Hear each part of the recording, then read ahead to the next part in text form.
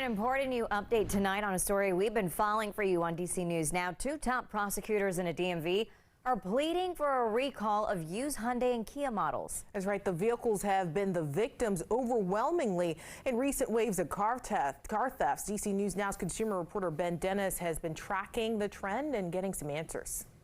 Well, the numbers don't lie. Carjackings and thefts are up, and it's Kias and Hyundai models that are increasingly susceptible to these bad actors.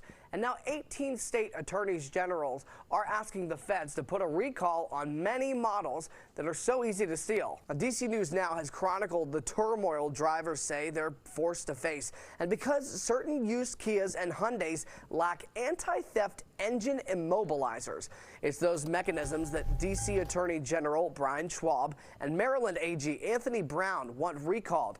They sent this letter to the National Highway Traffic Safety Administration requesting it get done for 2011 to 2022 models. Now to the numbers. DC carjackings are up 300% in the past week compared to the same week last year. 24 incidents this week, 148 so far this year, which is a 21% increase compared to 2022. And those figures don't account for car thefts where a driver or passenger was left stranded. And in Prince George's County, Maryland, there have been over 2,500 stolen vehicle reports this year alone.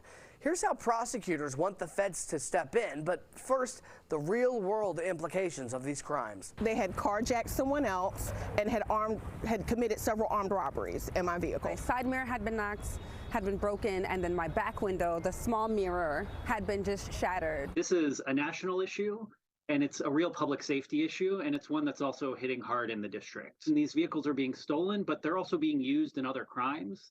They're being used for joyrides and reckless driving. And that's an issue that we need to address. And through this letter, as a first step, we're trying to accomplish that goal.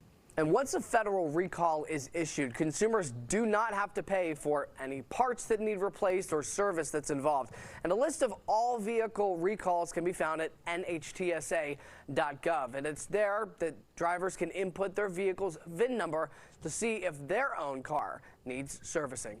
In the newsroom, Ben Dennis, DC News Now.